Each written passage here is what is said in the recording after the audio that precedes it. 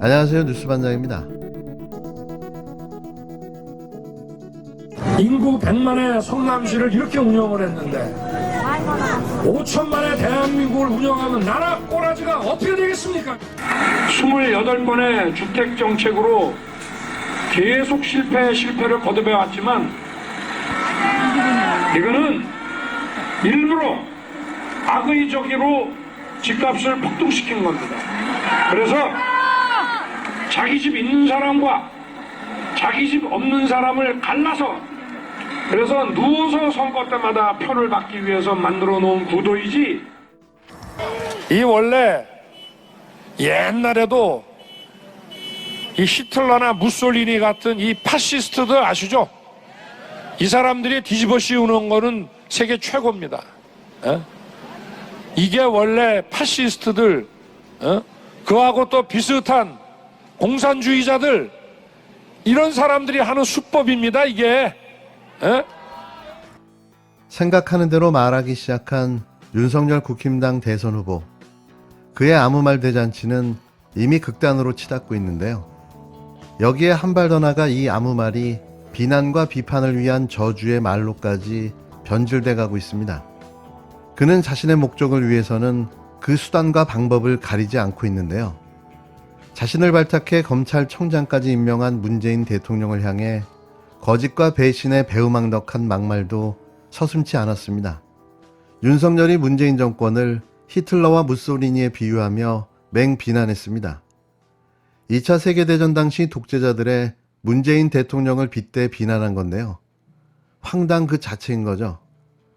대선뽕에 취한 윤석열의 입은 공식 선거운동이 시작된 15일 이후로 점점 더러워지고 있는데요.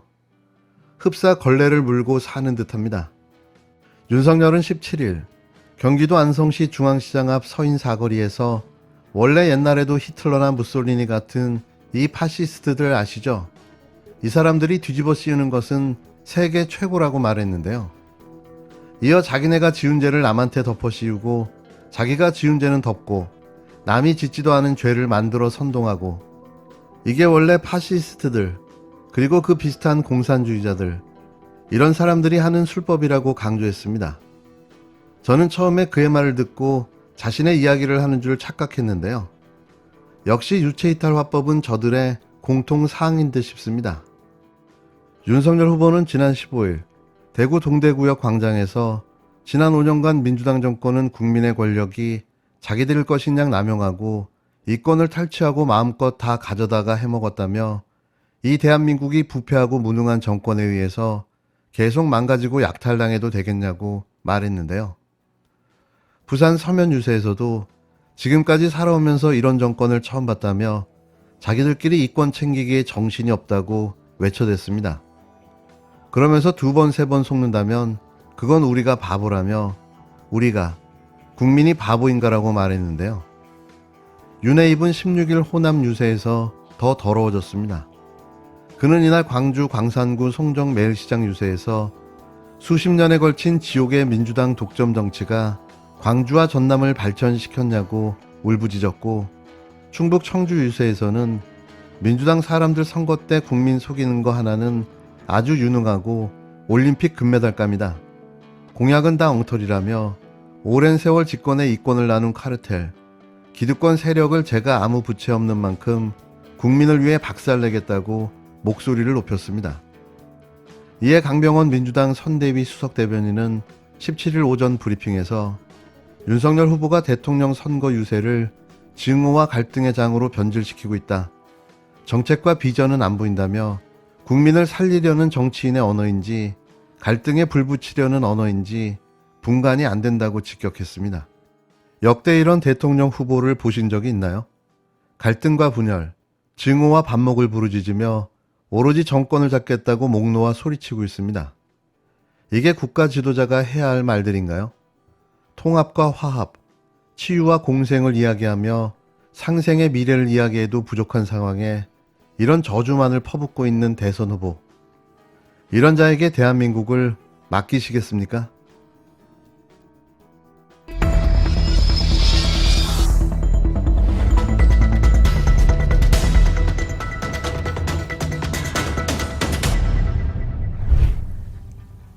안녕하십니까, 장인수 기자입니다.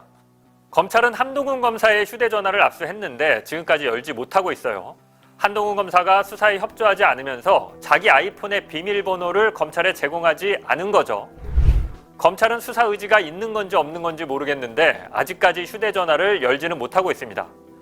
그런데 배혜림 법조팀장, 백승우 법조기자의 휴대전화에는 한동훈 검사가 이들에게 뭐라고 했는지 그 내용이 상당수 들어 있습니다. 오늘은 이 내용을 살펴보겠습니다. 그러니까 한동훈 휴대전화를 열지는 못했지만 뒷문으로 열어서 슬쩍 그 내용 일부를 들여다보자는 거죠. 지난 15일에 이어 17일 한동훈 검사장이 채널A와의 검언 유착 과정에 직접 연루된 사실을 폭로했던 MBC 장인수 기자가 이번에도 유시민 전 노무현 재단 이사장을 표적 사무를 했던 것으로 알려진 신라젠 사건 관련 수사 정보를 초기부터 긴밀하게 교류하고 협조를 구하는 등 한동훈과 이동재 간 검언 유착에 적극적이었던 정황을 공개했습니다. 장 기자는 17일 법원에 제출한 검찰 수사 기록을 근거로 한 검사장이 신라진 수사에 관한 내밀한 정보를 채널A 이동재 기자에게 흘려주면서 기사의 방향까지 정해주고 이를 토대로 이 기자가 데스크에 정식 기사 발제로 올렸던 사실이 있었다고 밝혔는데요. 그는 이날 열린공감TV, 김용민TV, 평화나무TV, 이동영TV, 평화나무, 고발뉴스, 서울의 소리, 시사부로 등 유튜브 채널 공동 방송을 통해 한동훈 핸드폰 뒷문을 열다 한동훈 발언 2탄을 공개했습니다. 그동안 검언 유착과 관련해 어떠한 발언이나 녹취 파일도 존재하지 않는다며 관련서를 전면 부인해왔던 한동훈 검사장의 발언이 사실과 다른 거짓말로 또다시 드러난 셈인데요. 이쯤 되면 핸드폰 비번을 내놔야 하지 않을까 싶습니다. 그의 뻔뻔함은 대체 어디까지일까요? 이대로 뻗치게 하면 서울중앙지검장이 된다고 생각하는가 봅니다. 장 기자는 한 검사장의 발언을 검찰 수사 기록에 담긴 채널A 단톡방 메시지를 비롯해 배혜림 법조팀장의 카톡과 이동재 기자와 백승우 기자의 통화 녹취록 등을 근거해 하나하나 폭로했는데요. 그는 한 검사장이 자기 휴대폰 비밀번호를 아직까지 검찰에 제출하지 않는 등 수사에 협조하지 않고 있다며 검찰이 포렌식을 했는지 안 했는지는 모르겠고 수사 의지가 있는지도 모르겠다. 하지만 아직까지 휴대전화를 열지 못하고 있다고 비판했습니다. 이어 한 검사장의 휴대폰은 열지 못했지만 뒷문으로 열어 슬쩍 그 내용 일부를 들여다보았다며 채널A 법조팀 관련 기자들의 휴대폰에는 한 검사가 이들에게 한 발언 내용이 상당수 들어있다고 말했습니다. 그래서 그가 한동훈 핸드폰 뒷문이라고 표현한 거죠. 세부적인 내용들은 공개된 채널을 통해 시청할 수 있는데요. 간략하게 요약하면 한동훈과 채널A는 한편이었다는 거죠. 그리고 검언유착 사건도 이들이 공모해 증거를 인멸하고 사건을 은폐해 마치 없는 일처럼 만들어버렸다는 사실인데요. 여기에 당시 검찰청장 윤석열도 일조한 겁니다. 이런 자들이 검찰청장, 검사장, 정치부 담당 기자를 하고 있었다는 게 놀랍기만 합니다. 또 이런 일련의 정치 공작이 자신의 대선 출마를 위한 사전 작업이었는지도 의구심을 갖게 하는데요. 캐면 캘수록 드러나는 정치 검사의 추악함이 목불인견입니다. 여기서 우리를 더 놀라게 한 사실 하나가 더 있는데요. 이 공개된 자료에는 이른바 고발사주 정황까지 드러나 있기 때문입니다. 고발사주 사건이 불거지기 직전 채널A 기자들이 관련된 판결문을 공유한 정황이 YTN 뉴스가 있는 저녁의 취재 결과 확인된 건데요. 고발사주와 검언유착 의혹 사건이 연관된 정황이 나온 겁니다. 이른바 고발사주 의혹이 불거지기 직전 채널A 기자들이 관련 판결문을 공유한 정황이 뉴스가 있는 저녁 취재 결과 확인됐습니다.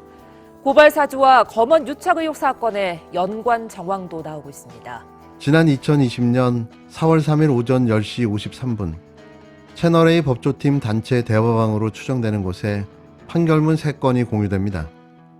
모두 이른바 검언유착 의혹 제보자 X, 지모 씨의 판결문인데요. 공교롭게도 2시간 뒤 이른바 고발사주 의혹 제보자 조성은 씨도 텔레그램 메신저를 통해 김웅 국힘당 의원으로부터 지 씨의 실명 판결문 3건을 전달받습니다.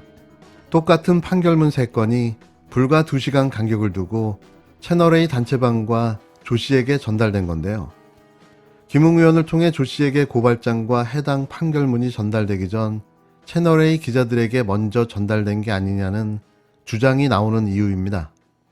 채널A 기자들 사이에서 이제 불과 저에게 오기 한두 시간 전에 공유가 됐던 판결문이 김웅 의원과 저에게 이제 전달까지 됐다는 것은 사실 굉장히 심각한 문제고요. 손준성 검사로부터 온 판결문이랑 동일하다는 것은 이게 굉장히 한 커다란 사건이다라고 말씀드렸던 저의 판단이나 어떤 자료나 증거들이 가리키고 있는 방향이 명확하다고 생각이 들더라고요.